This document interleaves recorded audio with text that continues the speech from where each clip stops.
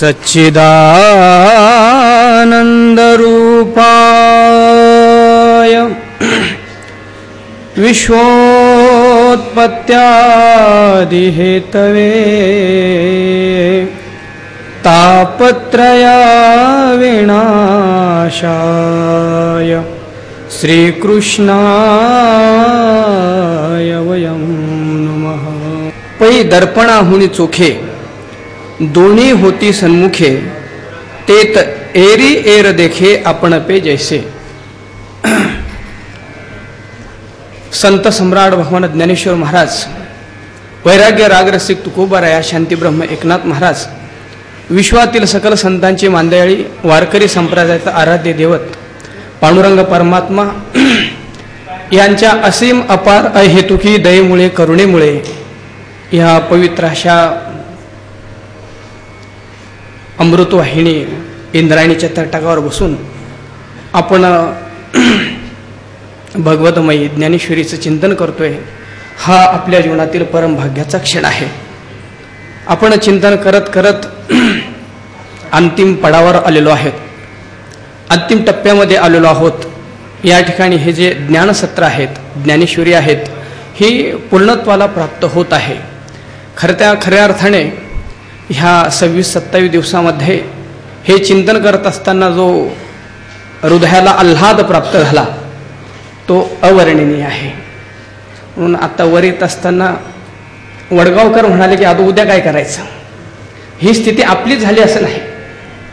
एकदा श्रवणाची आवड निर्माण झाल्यानंतर काय स्थिती होऊ शकते। एक भाव सांगतो आणि चिंतनाला मी सुरुवात करतो। शुक भगवंतांनी परीक्षितीला 7 दिवसामध्ये पूर्ण भागवत सांगितलं आणि भागवत सांगितल्यानंतर शुक भगवंत परीक्षितीला म्हणाले की 7 दिवसामध्ये मी तुला भागवत सांगितलंय आणि खरं माझा तरी नियम असा आहे की गोदुहनासाठी म्हणजे गाईचं दूध काढण्यासाठी जेवढा वेळ असतो तेवढाच वेळ मी कुठंतरी थांबत असतो, पण तुझ्या भाग्याने 7 दिवसापर्यंत इथं मी थांबलोय आणि आता मी जाणार आहे। साप येईल, तक्षक येईल, तुला तो चावेल आणि आता तू मरणार।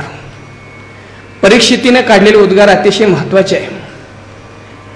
ज्याप्रमाणे इथं अर्जुन म्हणतात की नष्टो मोहा स्मृतिर्लब्धः, तसंच परीक्षिती सुद्धा म्हणायला लागले की महाराज आता सर्प येईल, तक्षक मला चावेल, तुम्हाला मारेल, आता असं होऊ शकत नाही।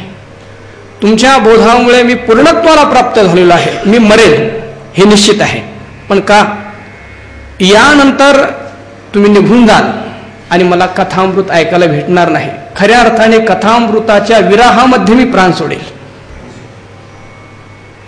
तसं या ठिकाणी श्रवणाची एवढी काय आपल्याला एक रेलचेल प्राप्त झाली, एवढं त्या श्रवणाचं प्राबल्य, त्या श्रवणाची खैरात वर्षाव आपल्यावर झालाय की हे श्रवण कधी संपूच नाही, अशा प्रकारचं भाव सगळ्यांच्या मनामध्ये निर्माण होतोय।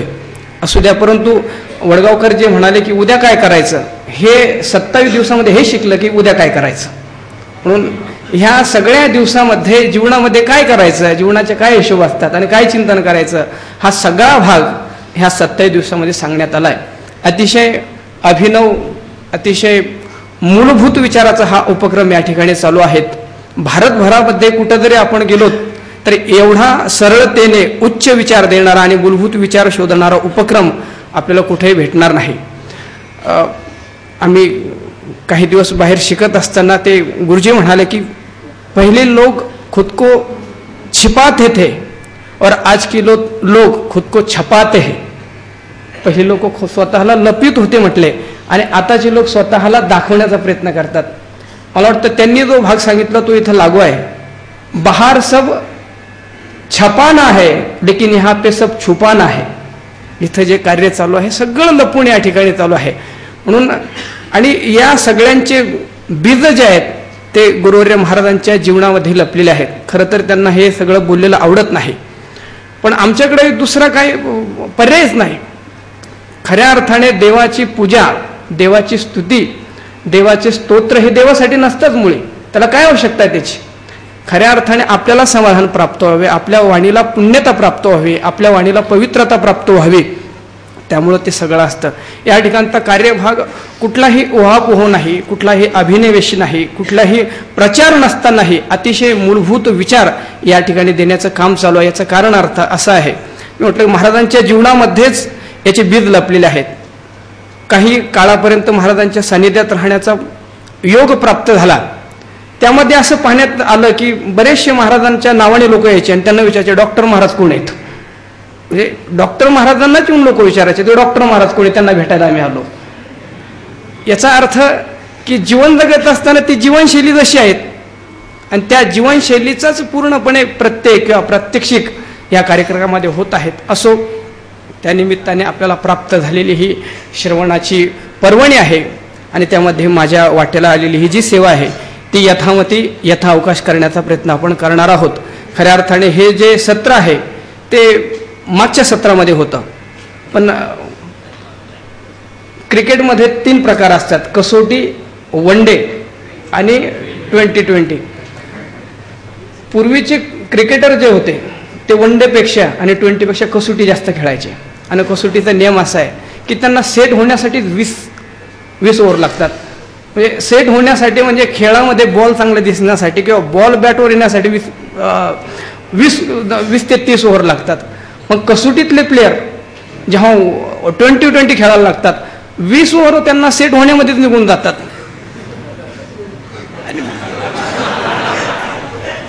आणि त्यामुळे होतं असं की रन रेट वाढल्यामुळं 10चा रन रेट झाला असेल, 20चा रन रेट झाला असेल, मग फक्त प्रत्येक बॉलला सिक्सर किंवा चौकार लावा लागतो.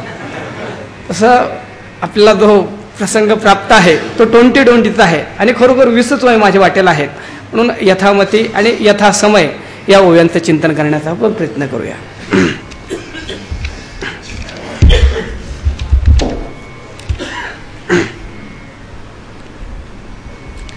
पै दर्पणाहुनी चोखे दोन्ही होती सन्मुखे तेत एर एर देखे आपण पे जैसे.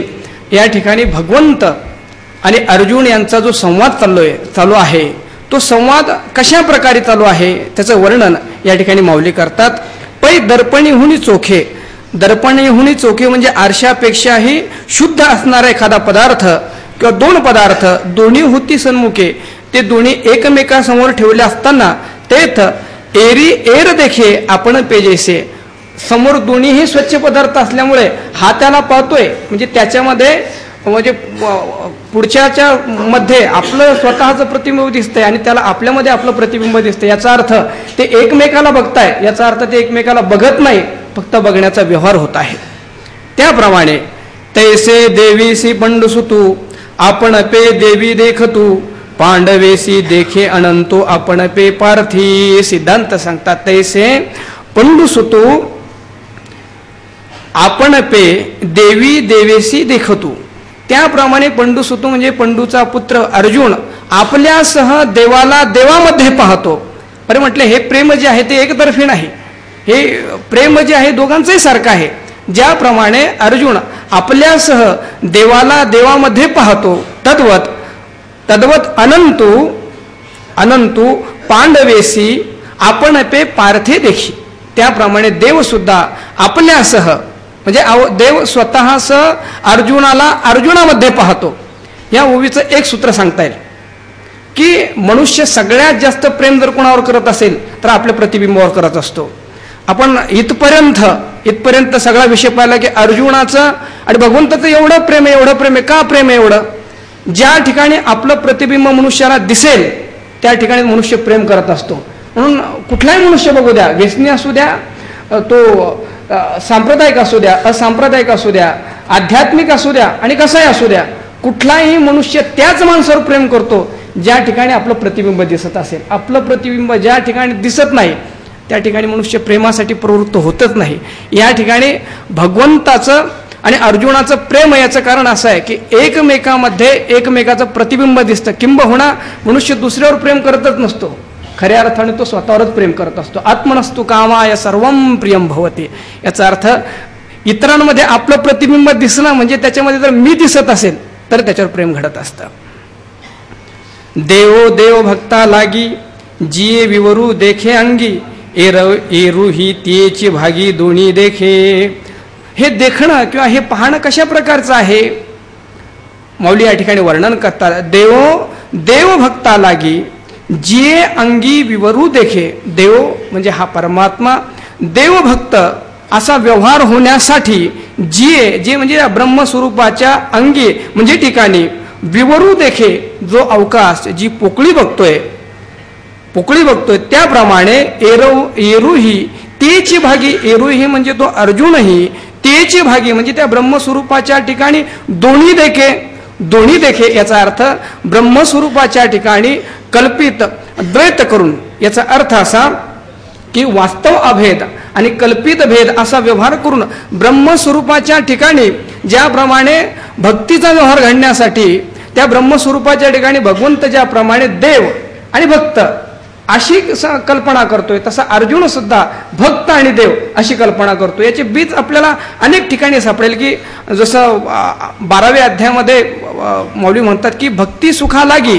आपणची दोही भागी वाटोणी अंगी सेवके वाणी. याचा अर्थ भक्तीचा व्यवहार होण्यासाठी भक्त्यर्थम कल्पितम द्वैतम अद्वैतादपि सुंदरम किंवा अभेदुनी भेद राखीला अंगी वाढावया जगी प्रेम सुख वाढण्यासाठी नको ब्रह्मज्ञान आत्मस्थिती भाव मी भक्तो तू देव ऐसे करी. परंतु हा जो निषेध आहे हा प्राप्तीपूर्व निषेध आहे म्हणजे प्राप्तीपूर्व किंवा प्राप्तीच्या नंतर केलेला हा निषेध आहे.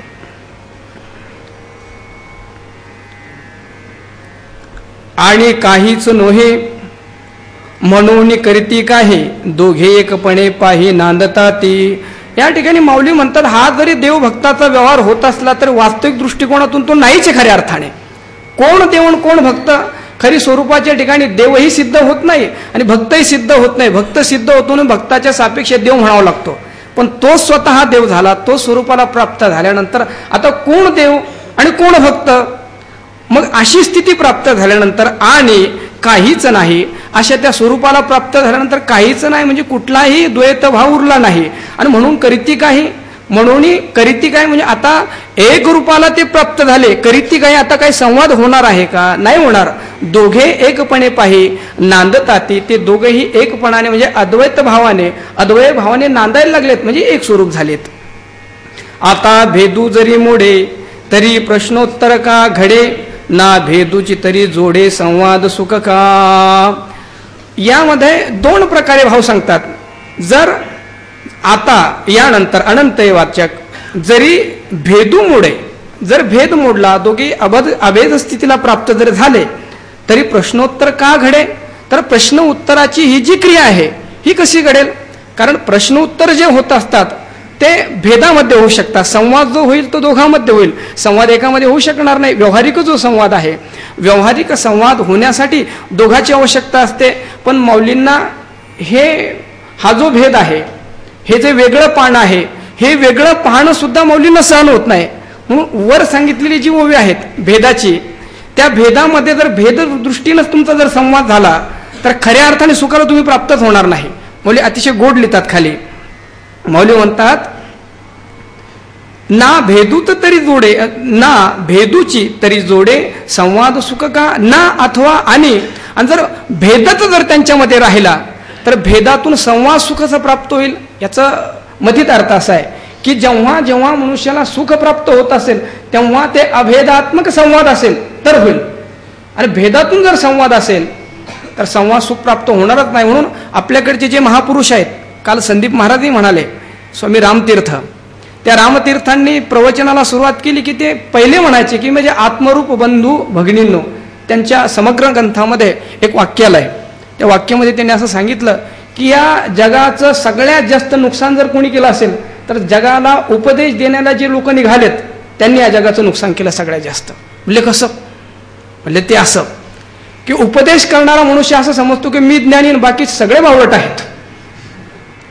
मी जो आहे जे काय ज्ञान झालं ते मला झालंय आणि बाकीचे जे समोर बसले ते मूर्ख आहेत असं समजून जे माणसं उपदेशासाठी निघाले अशा माणसांनी जगामध्ये कल्याण नाही केलं. लोकांचं फळी निर्माण केली. लोकांमध्ये भेद निर्माण केले.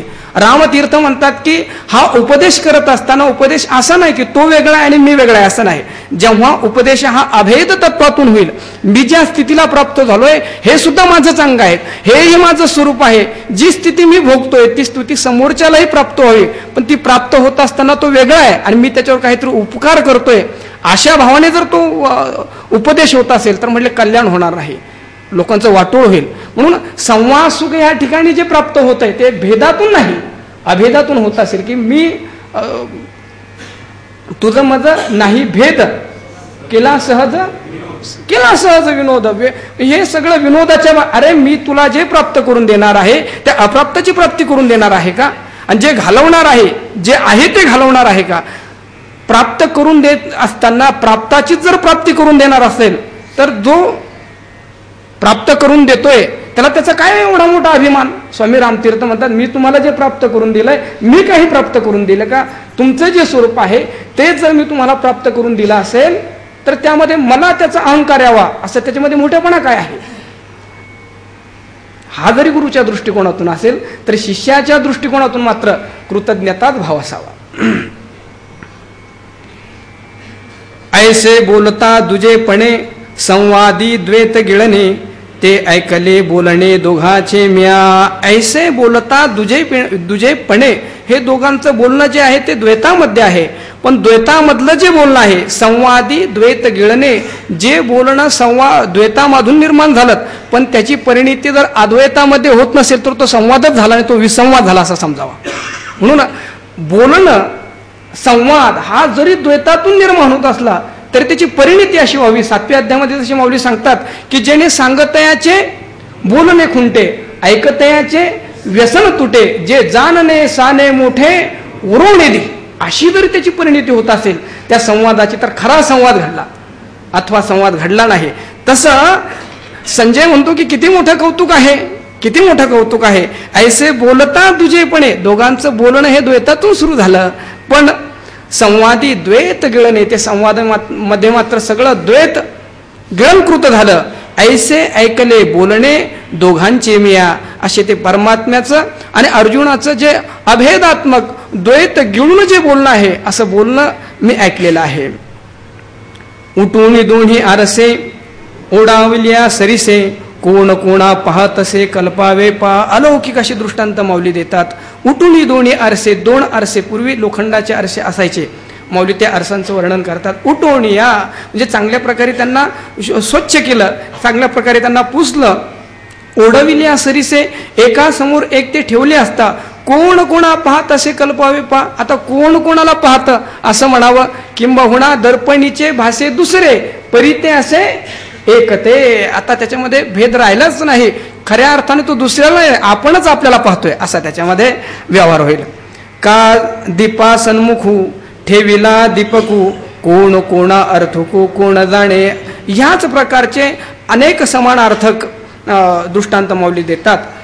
का दीपा सन्मुखू ठेविला दीपकू, का दीपा सन्मुखू दीपकू ठेविला, एक दिवा लावलेला आहे आणि त्या लावलेल्या दिव्यासमोर दुसरा दिवा ठेवल्यानंतर कोण कोणा अर्थिकू, कोण कोणाचं प्रकाशन करेल आणि कोण कोणाचा प्रकाश होईल. किंवा अर्थको या शब्दाचा अर्थ असाही केला, कोण कोणाला कोण कोणाला प्रकाशित करण्याची इच्छा करेल. अर्थको म्हणजे इच्छा करेल, तर कोणीच कोणाला प्रकाशन करण्याची इच्छा करणार नाही. नाना अर्का पुढे अर्कू उदयलिया अनेकू, कोण म्हणे प्रकाशको प्रकाश्य कवण. नाना अथवा दुसऱ्या प्रकारे सांगतो, अर्का पुढे अर्कू, अर्क म्हणजे सूर्य, आणि एका सूर्यापुढे दुसरा सूर्य जर उदयला तर कोण कोणा प्रकाश, कोण कोणाचा प्रकाश करेल आणि कोण कोणाचा प्रकाश असेल नाही. सगळीकडे प्रकाशच प्रकाश, प्रकाशाशिवाय दुसरी वस्तूच नाही. हे निर्धारू जाता पुढे निर्धार असे टक पडे, ते दोघे झाले एवढे संवाद सरिसे. या संवादातून वादे जाय ते तत्वबोधा. हा या वादाने काय, या संवादाची काय परिणिती झाली सांगतात. हे निर्धारू जाता पुढे, हे अशा प्रकारे कोण भक्त आहे कोण देव आहे असा विचार करण्यासाठी, असा निर्धार, असा निश्चय पुढे म्हणजे स्पष्टपणे जेव्हा आपण निश्चय करायला जातो किंवा संजय म्हणतो निश्चय करायला आपण जाल तर निर्धार अशी टक पडे. म्हणजे निश्चयालाच मौन प्राप्त होतं. काय याचं नुसते ओव्या वाचून समजणार नाही. याचा अर्थ असा की निश्चय ही बुद्धी करते आणि त्या स्वरूपाच्या दृष्टिकोनातून जर पाहिलं तर यतो वाचा निवर्तनते अप्राप्य मनसा असह किंवा मनाची नखी न लगे आणि जिथं वृत्तीची दृष्टी न रेगे. ज्या स्वरूपाच्या दृष्टीनं पाहिलं तर बुद्धी मन या ठिकाणी त्यांचा शिरकावच नाही, तर ते काय त्याचा निर्धार करू शकणार आहे. म्हणून हे निर्धारू जाता पुढे ह्या अशा स्वरूपाच्या दृष्टिकोनातून काही निर्धार करायला जावा तर निर्धार असे टक पडे. तसं त्याप्रमाणे ते संवादे एवढे सरीसे झाले. त्यामुळे त्याप्रमाणे भगवंत आणि अर्जुन हे एवढ्या मोठ्या संवादाने सरीसे झाले म्हणजे एकरस झालं. म्हणून काल एक वाक्य वाचलं अतिशय गोड आहे. त्याने असं लिहिलं की गुरु म्हणजे खरा आध्यात्मिक गुरु हा कधी शिष्य बनवत नसतो. आध्यात्मिक गुरु हा गुरुच बनवत असतो. आध्यात्मिक खरा गुरु असेल तो शिष्य, गुरु या शब्दाचा अर्थ श्रेष्ठ आपल्या योग्यतेचा. म्हणून व्यवहारामध्ये असेल की तू गुरु शिष्य आयुष्यभर राहा आणि तुझं शिष्य राहणं हेच माझ्या गुरुपणाचं श्रेष्ठत्व आहे, हा व्यवहाराचा भाग असेल. पण आध्यात्मिक क्षेत्रामध्ये आध्यात्मिक गुरु हा कधी शिष्य बनवतच नसतो. हा गुरुच बनवत असतो. म्हणून आपण आपल्यासारखे करीती तात्काळ नाही काळ वेळ तय ठाई. जे मिळता दोन्ही उदके माझी लवणवारू ठाके की तयासी निमिखे तेच होई जे. दृष्टांत देतात माऊली. जी मिळता दोन्ही उदके, दोन उदके म्हणजे दोन पाणी एकत्र होत असताना माझी लवण वारू ठाके, दोन जळांचे ओघ एकत्र येत असताना तिथं मिठाचा एक डोंगर आला आणि तो म्हटला मी तुम्हाला दोघांना एक होऊ देणार नाही, मी प्रतिबंध करणार, तुम्हाला एकत्र होऊ देणार नाही. आणि तो जर प्रतिबंध आला आणि आल्यानंतर वारू ठाके, वारू म्हणजे त्या दोन ओघांना वारू म्हणजे वारण करण्यासाठी, वेगळं करण्यासाठी जर निघाला तर माऊली म्हणतात होईल काय की तयासी ही निमिके तेची होईजे. ते म्हटले काही क्षणापर्यंत जर ते मीठ असं म्हणत असेल तर निमिखे म्हणजे काही क्षणामध्येच ते मीठ सुद्धा पाणीरूप होऊन जाईल. तैसे श्रीकृष्ण अर्जुनी दोन्ही संवादले ते मणी धरिता मज ही वाणी तेच होतसे. या ठिकाणी भगवंत आणि अर्जुनाचा संवाद होत असताना ते तर एकरस झाले. याच्यात नवगल काय आहे, माझी ती स्थिती झाली संजय म्हणतात.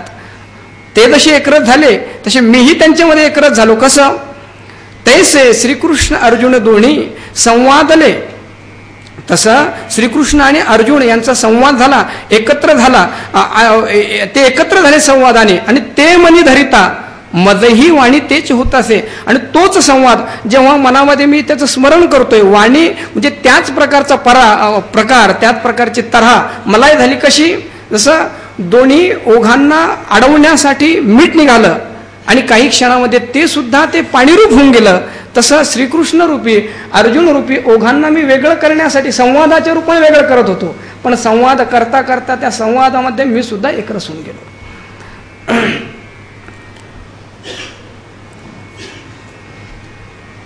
ऐसे म्हणे ना मोटके तव हिरुणी सात्विके आठवणेला नेनोके संजयपणाचा. आणि बोलत असताना झालं काय म्हटले, ऐसे म्हणे ना मोटके, मोटके म्हणजे असं थोडंसं बोलतो ना बोलतो, तव संजयपणा तव सात्विके संजयपणाचा आठव हिरुणीनेला नेणोके. असं बोलत असताना, असं सांगत असताना ते म्हणतात की मी संजय आहे. अशा संजयपणाचं स्वतःचं जे अस्तित्व आहे ते अस्तित्व ह्या अष्ट सात्विक भावामुळे कुठं निघून गेलं कुणाच माहिती. म्हणजे या अष्ट सात्विक भावामध्ये संजय एवढा समर्थ झालाय की आता तो स्वतः संजयपणाने आता त्या ठिकाणी शिल्लक राहिला नाही. आणि अष्ट सात्विक भाव निर्माण झाल्यानंतर काय काय स्थिती होती, माऊलींना ह्या ओव्या गेल्यात मला वाटतं 52-53 त्या ओव्यांमध्ये. अर्जुनांना अष्ट सात्विक भाव निर्माण झाला आणि त्याचं पाहून आता संजयला सुद्धा झाला. म्हणून सात्विक मनुष्याच्या जीवनामध्ये दोन ज्ञान संपादन करण्याच्या पद्धती असतात. असं मला वाटतं गेठे महाराजांना मी चिंतन करत असताना, एक बौद्धिक स्तराने ज्ञान संपादन करणं आणि दुसरं आहे हृदयाच्या स्तरावर ज्ञान संपादन करणं, बौद्धिक स्तरावर ज्ञान संपादन करणं, याचा अर्थ शास्त्राचा खूप मोठा उहापोह करावा लागतो. याचा निषेध नाही बरं का. परत की का निषेध करायला आपण कोणता अभ्यास केला शास्त्रांचा, म्हणून शास्त्रांचा निषेध नाही. किंवा मौली जर म्हणत असेल की सर्व सुख गोडी सर्व शास्त्र निवड रिकामार दगडी राहू नको, हा मौलीचा संदेश असेल आणि आपण जर त्याच्या विरुद्ध बोलत असेल तर आपण वारकरी संप्रदायाचीच नाही असं त्याचा अर्थ होईल.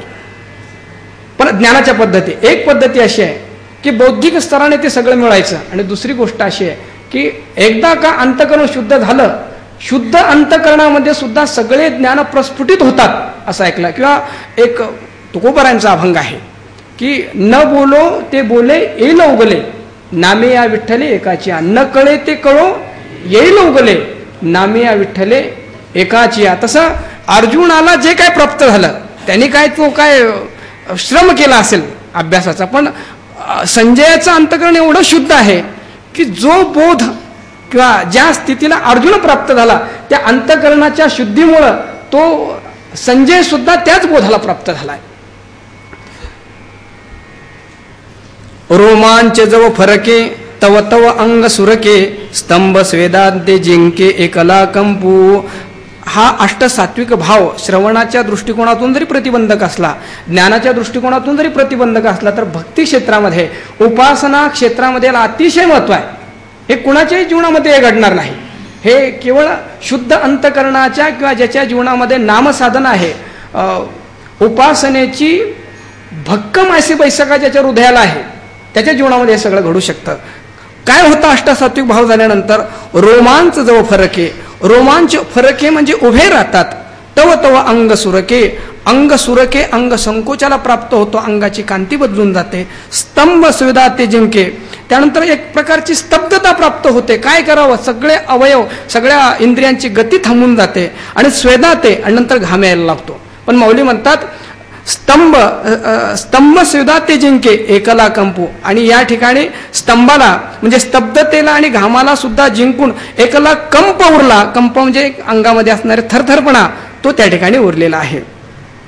अद्वयानंद स्पर्शे दिठी रसमय झाली असे, ते अश्रू नवती जैसे द्रवत्वची.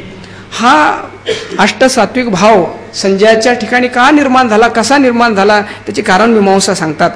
अद्वयानंद स्पर्शे, अद्वयानंदाचा स्पर्श म्हणजे अर्जुन आणि भगवंत एकत्र झाले, त्यांचा अद्वय, त्यांचं एकत्रीकरण, आणि त्या अद्वयाचा स्पर्श, त्या अद्वयाचा स्पर्श संजयाला झालेला आहे. आणि संजयाला झाल्यामुळं सगळ्यात महत्त्वाची गोष्ट अशी आहे की मनुष्याच्या जीवनामध्ये अति दुःख जरी झालं तर ते हृदयामध्ये राहत नाही, आणि अति आनंद जरी झाला तर तो हृदयामध्ये राहत नाही. म्हणून सगळीकडे आता हे मोठमोठाले धरण मानले जातात, आणि मौल्य आहेतच, त्यांना कळेल किती मोठा आर्किटेक्ट असू द्या, ते धरण पूर्ण झालं की त्याला ते एक सांडवा सोडत असतात. कारण त्यांना माहिती आहे धरण पूर्ण झालं आणि त्याला जर आपण सांडवा सोडला नाही तर हे जमा झालेलं पाणी कुठून फुटून बाहेर निघेल सांगता येणार नाही. तसं एकदा अंतःकरणामध्ये आनंद निर्माण झाला, आनंदाचा उत्कर्ष झाला की तो बाहेर पडत असतो. म्हणून तुकोबारायांचा एक अभंग आहे गोड, स्वर भास्कर कैलासवासी पंडित भीमसिंग जोशींनी तो गायलेला आहे. अतिशय गोड अभंग आहे. एक शब्द मी गाऊन दाखवेल आपल्याला. दाटे कंठ लागे डोळी या पाझर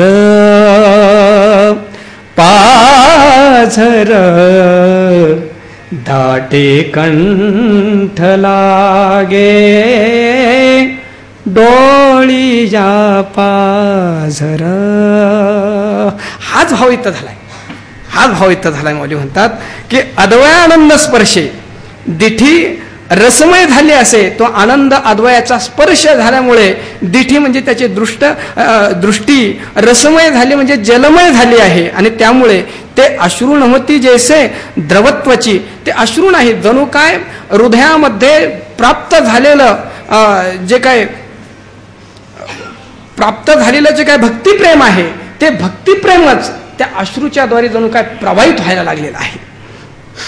म्हणून रामकृष्ण परमहंसांच्या जीवनात ते सांगतात की कालिका मातेची उपासना करत असताना ज्या दगडावर ते बसलेत रडून रडून त्या दगडांना शेवळ आलं एवढे तर रडलेत. खऱ्या अर्थाने रडणं वगैरे ह्या सगळ्या गोष्टी आमच्याकडून हे काय एका तत्वज्ञानाच्या दृष्टीने बरोबर नाही या सगळ्या गोष्टी. पण रडू ही त्याच्या जीवनामध्ये येऊ शकतं भगवंतासाठी. खरं तर व्यवहारामध्ये मला हे नाही असं म्हणून अनेक लोक रडणारे आहेत, अनेक लोक रडणार आहेत. पण तो भगवंत मला का भेटत नाही, त्या भगवंताची उरावरी भेट मला का होत नाही, असं जे रडणारे आहेत असे भाग्यवान आहेत.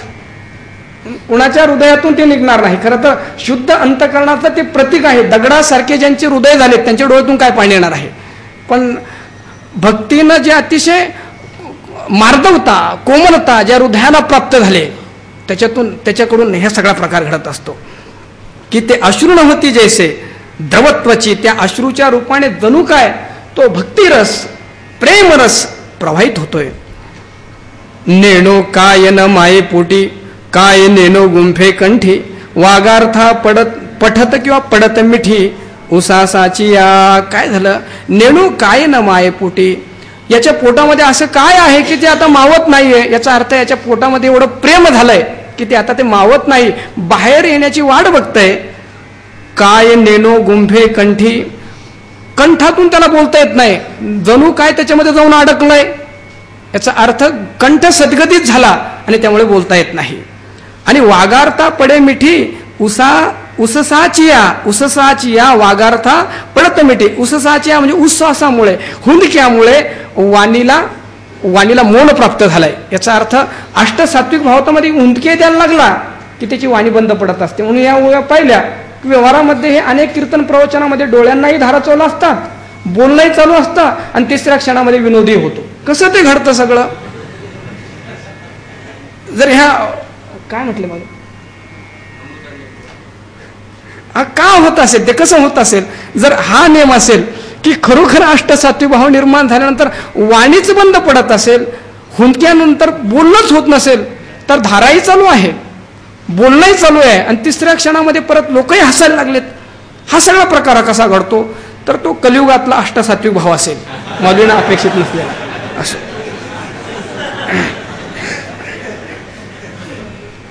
तया सुखाची ऐशी जाती, जे आपणाची धरी शांती, मग पुढती देहस्मृती धरिली तेणे. तया सुखाची, असे जे अष्टसात्विक भावाचं जे सुख प्राप्त झालं त्याची ऐसी जाती म्हणजे त्याचा स्वभाव असा आहे. कसा स्वभाव आहे, जे आपणाची धरी शांती, ते उत्पन्न जसं झालं होतं, जसं आपण वेदांतामध्ये स्वपरिनिर्वाहकत्व सांगतो वृत्तीचं, तसं हे उत्पन्नही झालं आणि आपल्या आप शांतही झालं. मग पुढं ती देहस्मृती लादली तेणे. आणि हे अष्टसात्विक भाव जिराल्यानंतर अर्जुनाला देहस्मृती प्राप्त, संजयाला देहस्मृती प्राप्त झाली आणि आता तो बोलायला लागला. व्यास प्रसादात श्रुतवा नेतद्गुह्यमयं परम, योगम योगेश्वरात कृष्णात साक्षात कथयत स्वयं. तेव्हा बैसतेने आनंदे मणितले, तेव्हा बैसतेने आनंदे, ते अष्टसात्विक भाव बैसतेने म्हणजे शांत झाल्यानंतर. म्हणे जी जे उपनिषदे, म्हणून जी म्हणजे मोठ्या पुरुषांना आदरवाचिक जे संबोधन दिलं जातं किंवा त्यांना ओ दिल्या जाते ती जी. म्हणून हे धृतराष्ट्राजी म्हणे जे उपनिषदे नेनती ते व्यास प्रसादे मी ऐकिले. जे उपनिषद सुद्धा जाणत नाही ते व्यासांच्या कृपेनं, व्यासांनी ज्ञान सांगायच्या निमित्ताने ते मला प्राप्त झालंय. आता उभी अशी आली या ठिकाणी आली की उपनिषदापेक्षाही श्रेष्ठ ज्ञान आम्ही ऐकलंय. मला वाटतं या ठिकाणी भाव असा नसावा की उपनिषदापेक्षा हे श्रेष्ठ आहे. ओघ आला म्हणून ते सांगायचं. बऱ्याच वेळेस असं होतं की वक्तुर इच्छा तात्पर्य न कळल्यामुळे त्याचे अर्थ वेगळे निघतात. बऱ्याच वेळेस असं जरी आपण सांगत असू की नाही संस्कृतपेक्षा मराठी श्रेष्ठ आहे, इथं संस्कृतचा निषेध नसतो, तर मराठीचा एक सर्वसामान्यासाठी असणारं सुलभत्व हे सांगण्यामध्ये त्याच्यामध्ये प्रकार असतो खऱ्या अर्थाने. जर म्हणून या ठिकाणी सांगण्याचा तो प्रकार आहे. नाही आणि हे सांगलंय यासाठी, सांगितलं यासाठी. एका मिनिटात सांगतो. आपल्याकडे मोठे साहित्यिक होऊन गेले प्र.के. अत्रे, ज्यांनी स्वतंत्र महाराष्ट्रासाठी सुद्धा खूप मोठं आंदोलनं केलीत आणि सगळ्याच बाबतीमध्ये परिपूर्ण साहित्याच्या बाबतीमध्ये प्र.के. अत्रे यांचा एक दृष्टांत गुरुवर्य साखरे महाराज सांगत असतात. त्यांची जीवनाची कथा एक की त्यांनी असं सांगितलं की जेव्हा त्यांचा शेवटचा काल आला प्र.के. अत्रेचा, त्यांनी त्यांच्या काही लोकांना जवळ बोलून घेतला आणि ते म्हणाले, माझं कर्तृत्व एवढं मोठं आहे की मी मेल्यानंतर तुम्ही माझी समाधी बांधाल, माझा पुतळा बांधाल, हे निश्चित आहे. पण ते बांधल्यानंतर त्या पुतळ्याखाली असे शब्द लिहा, असं लिहिलं तरी चालेल. हा मूर्ख होता असं लिहिलं तरी चालेल, हा मनुष्य नालायक होता असं लिहिलं तरी चालेल, पण हा मनुष्य कृतज्ञ होता असं लिहू नका. हा मनुष्य कृतज्ञ होता असं लिहा. म्हणून हे सगळं सांगत असताना त्या दिवशी बोलण्याच्या ओघामध्ये बोलत असताना आपल्या जीवनात आग्रह दिसला असेल. तसं मला वाटतं की पुढच्या अष्टादशापर्यंत आपण जिवंत राहूच, अशी आपण म्हणजे मी जिवंत राहूच याची काय शाश्वती. पण ह्या कॅमेऱ्यामध्ये ते रेकॉर्ड झालं सगळं. म्हणून मला असं वाटतं की मेल्यानंतर हा मनुष्य आग्रही होता असं कोणी म्हणू नये, म्हणून हे सांगितलं. आग्रह काय धरणार आहे? मराठीचा आग्रह धरायला मराठी तर कुठं चांगली येते आपल्याला. मराठीचा ज्या प्रकारे शुद्धतेनं बोलावं, मराठीचं रस ज्या प्रकारे, ते तरी कुठे येत आहे आपल्याला. खरं तर गावाकडून कुठं तरी येता आलो आणि त्या शब्दांची टलाट हिंगणवेट करून आपण ते शब्द बोलतोय. म्हणून संस्कृतचा अभिमान तर म्हणजे दुसऱ्या गोष्टीचा अभिमान तर सोडा, पण मराठीचा अभिमान बाळगावा एवढी आपल्याकडे क्षमता नाही आहे. म्हणजे बोलण्याचा ओघ एवढाच की सांगत असताना जेव्हा एखाद्या गोष्टीची श्रेष्ठता सांगितल्या जाते तेव्हा फक्त तिचं कौतुक असतं त्या ठिकाणी, याचा अर्थ इतरांचा निषेध असतो असं नाही. म्हणून माऊली भागवतात सुद्धा, भागवताला म्हणजे निगम कल्पतरोर गलितम फलम, म्हणून भागवतकार म्हणतात नाही नाही झाडामध्ये मजा असते की फळामध्ये मजा असते. अरे पण झाडच नसतं तर फळ कुठून आलं असतं. समन्वय आहे त्या सगळ्या गोष्टीचा. म्हणून माऊली या ठिकाणी म्हणतात,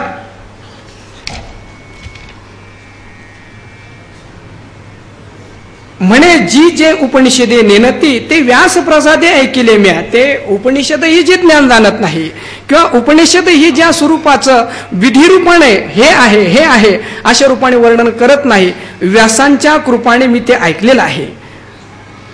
ऐकतायाची ते गोठी ब्रह्मत्वाची पडली मिठी, मी तूपणेसे सृष्टी विरोणी गेली. अशी ऐकताची गोष्टी त्या दोघांचा संवाद ऐकत असताना ब्रह्मत्वाची पडली मिठी, मी सुद्धा त्या ब्रह्मभावाला, त्या ब्रह्मभावामध्ये प्राप्त झालोय, प्रविष्ट झालोय. आणि त्यामुळे मी तूपणेसी सृष्टी म्हणजे मी तूपणाची जी अहमाध्यास ममाध्यास रूपी जी द्वैतरूपी सृष्टी आहे ती विरुणी गेली. अधिष्ठानाच्या ठिकाणी तिचा बाध झाला.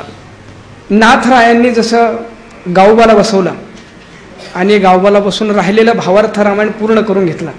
मला वाटतं या ठिकाणी माझ्यासारखे अनेक गावं आहेत, त्या अशा अनेक गावांना महाराजांनी या ठिकाणी बसवलं. आणि म्हणून महाराजांचे जे विद्यार्थी आहेत माझ्यासह, मला असं वाटतं या सगळ्यांचे मुख वेगवेगळे असेल पण त्या सगळ्या मुखातून येणारा शब्द मात्र महाराजांचा आहे, याच्यात कुठलीही शंका नाही. म्हणून दिसणारे हे सगळे मुख वेगवेगळे दिसत असले तर या सगळ्या मुखातून येणारा जो शब्द आहे, या सगळ्या मुखातून वाहणारा ओघ हा मात्र त्या अखंड झऱ्याचा आहे.